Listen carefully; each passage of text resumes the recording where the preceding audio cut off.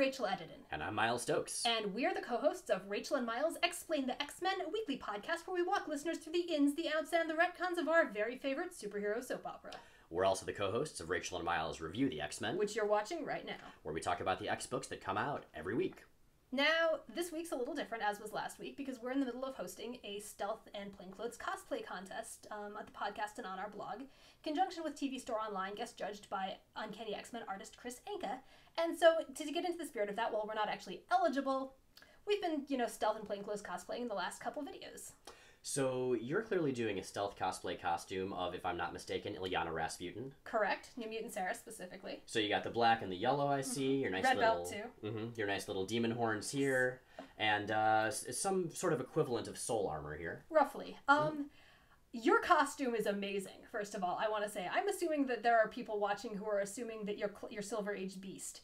And you are not. You are one of the great unsung bit characters of Silver Age X-Men. Coffee A Go-Go's own house performer, Bernard the Poet. People forget that he was the most important character of the entire Silver Age, not only of X-Men, not only of Marvel, but comic books in general. It's all about Bernard the Poet.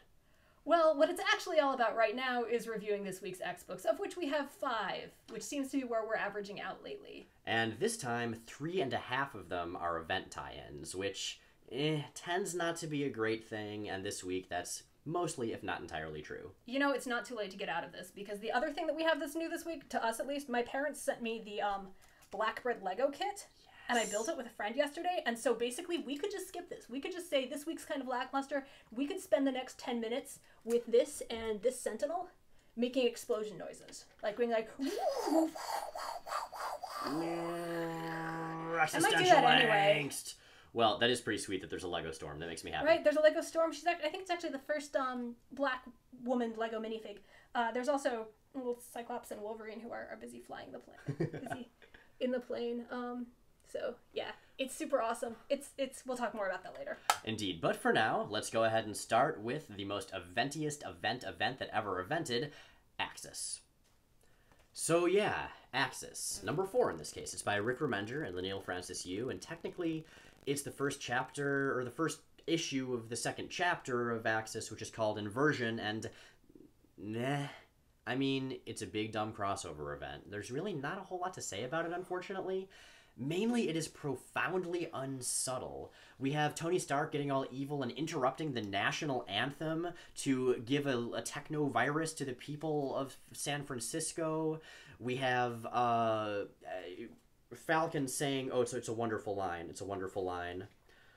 A fog was lifted. I've been liberated of the terrible lifelong affliction of putting others' needs ahead of my own. Honestly, this book would be entirely dull and unmemorable if it weren't for one of the most beautifully stupid things I've ever seen in a comic book, and that is Claw. Like Hulk, spelled backward, get it? Apparently, when Bruce Banner gets mad, he becomes Hulk, and when Hulk gets sad, he becomes Claw, who's like Hulk, but with a mohawk and really mean. I'm wondering, so different other reactions? Like if Hulk becomes aroused, does he turn into something else? If he's overcome with existential dread, does he become something else? When does it stop? This is a very thought-provoking comic. But not really the kinds of thoughts we want it to provoke. Are you sure we can't just play with the toys? Unfortunately, I am sure. Yeah, Axis is Axis. You know if you want to buy it or not. I'm sure there will be consequences that have an effect on the Marvel Universe. Reading a Wikipedia entry might be a better bet.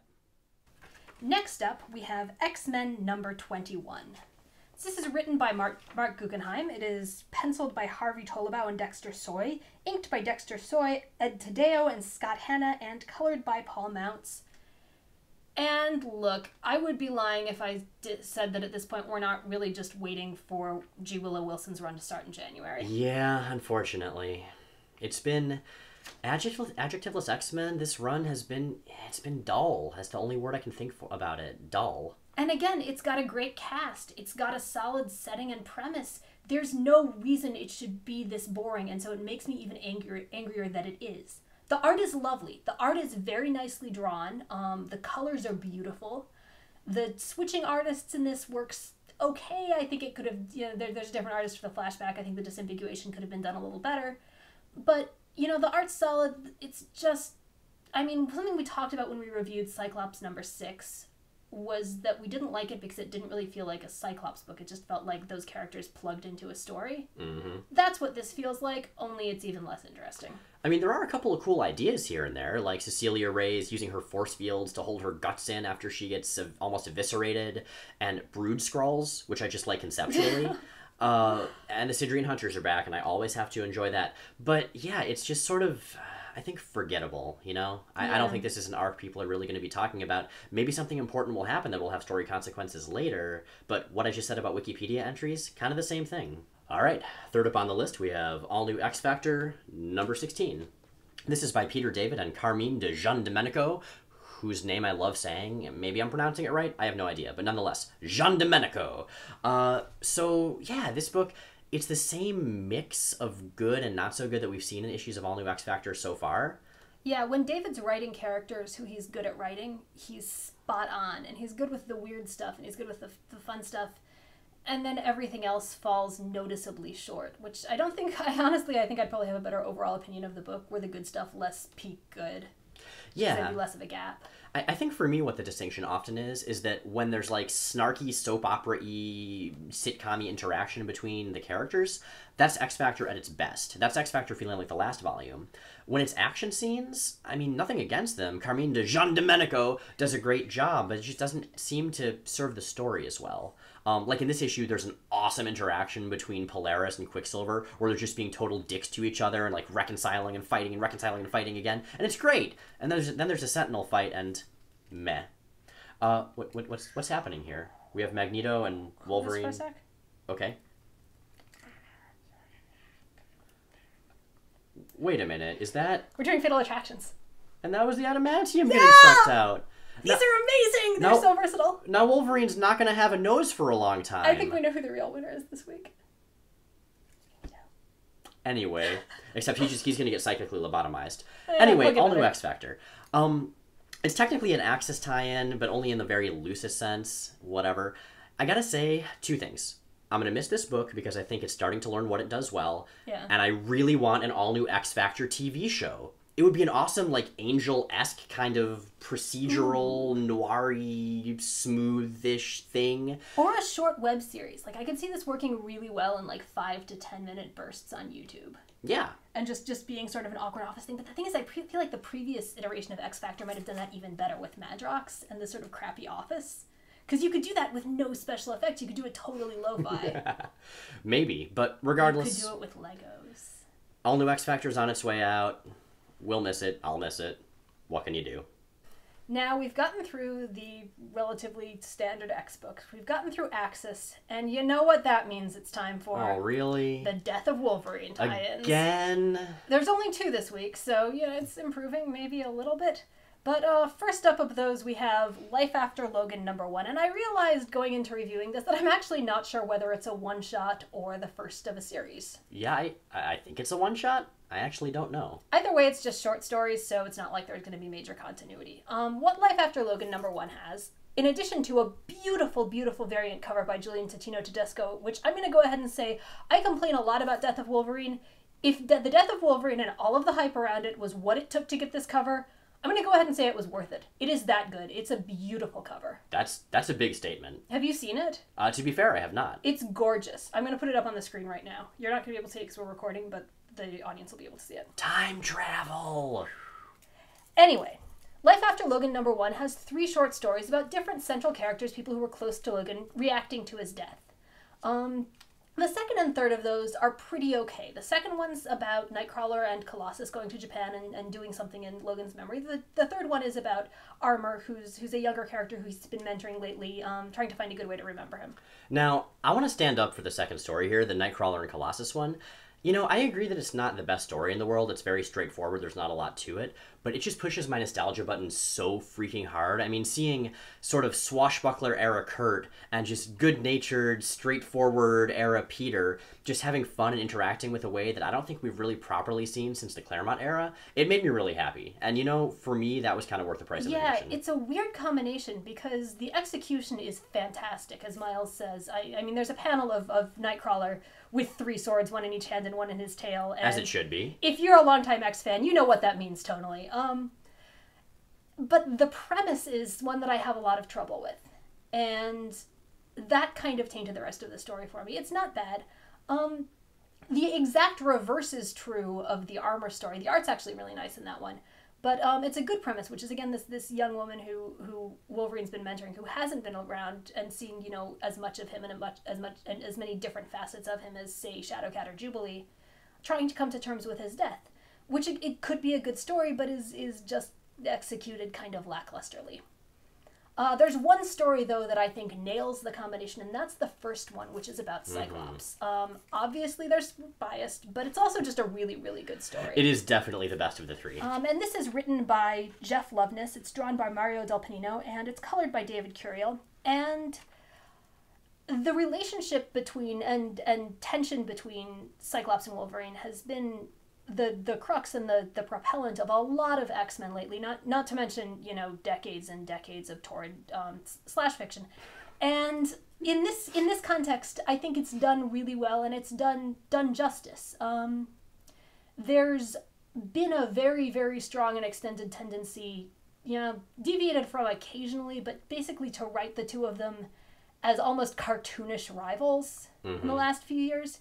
And this gets away with that, or gets away from that, and really goes back to the camaraderie and the tension, but ultimately, you know, amazing friendship that really went a long way to defining both characters for a very, very long time. And it's part of what made things like Schism effective. Yeah, it actually captures the nuance of the dynamic, which I don't think we see nearly enough these days. It's a really good Cyclops story, and it's a really good Cyclops and Wolverine story, which we haven't seen. Well, actually, we saw one in Uncanny not too terribly long ago, maybe last year, but which we haven't had very much chance to see. It's very nostalgia tinged, which I think is the nature of this book, but it does what it does beautifully. It hits the right notes, and it does very, very well. Last up, we have Death of Wolverine, the Weapon X Project by Charles Soule and Salvador Larroca. And I shouldn't like this book, but I like this book, and I don't know why. It's kind of a silly action movie thing where all these people who were some of the experiments that Dr. Cornelius was working on in the last issue of Death of Wolverine sort of all wake up not knowing what's going on. No, I agree. It's a solid issue. It's better than it has any right to be. Yeah, and so, you know, they basically are escaping from this place while these guards are trying to track them down, and they each have these different powers, but no memory of who they are, and the main character's name is Sharp, and he's a total stone-cold badass. Sharp. And, oh, it's so what it is. It should be so stupid, and it is, but I find myself really invested. Like, there's something about the amnesiacs totally in over their head, trying to figure out what's going on, building camaraderie out of nowhere. Like, at one point, someone asks, "Who's that in the hospital bed?" And Sharp says, "Doesn't matter. She's one of us." It's entirely like one-liners and gunplay, and I actually really want to find out what's going to happen to these characters and who they are. And yes, there's a really stupid last-page plot twist, but even so, I actually really enjoyed this book. Who knew? Yeah, it's a lot of fun. I think, you know, as a Death of Wolverine tie-in, I like it less than I think I would if it were just the start of its own series.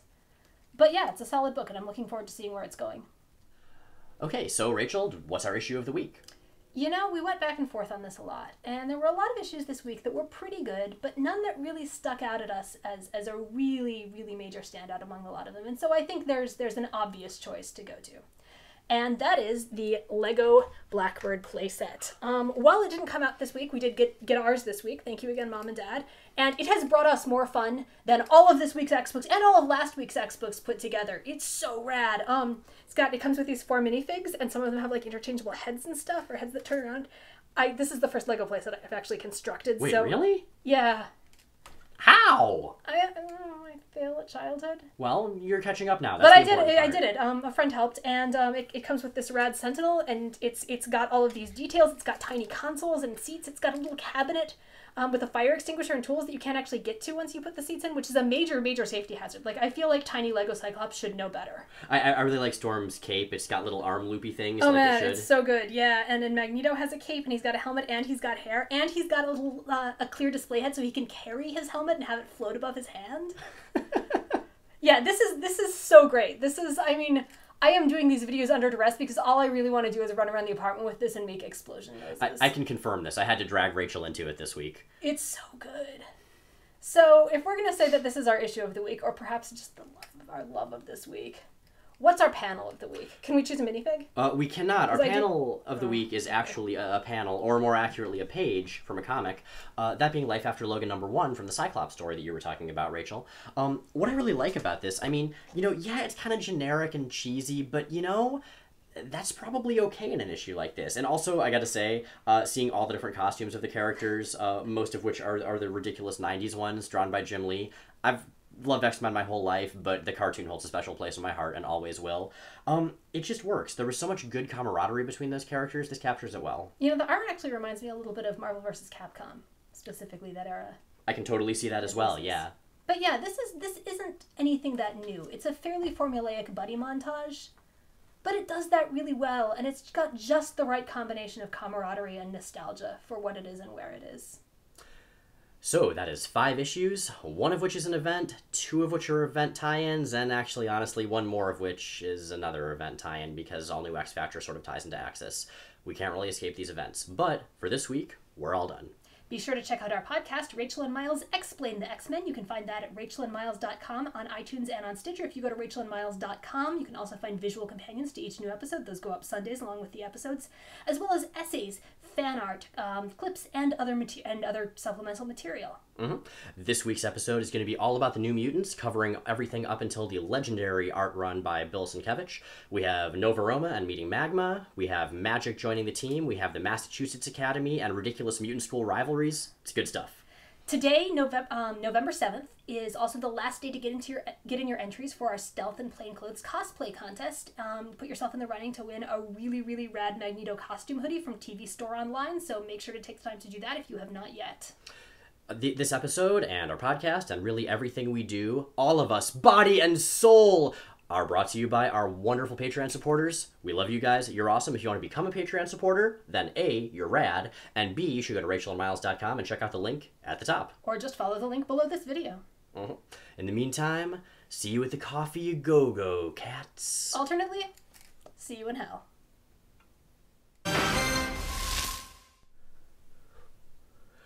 Like it's out to be in, and it's square to be hip. I mean, dig the scene, a nap isn't a nip. Say it again, Bernard. Those tender sentiments do wonders for my libido.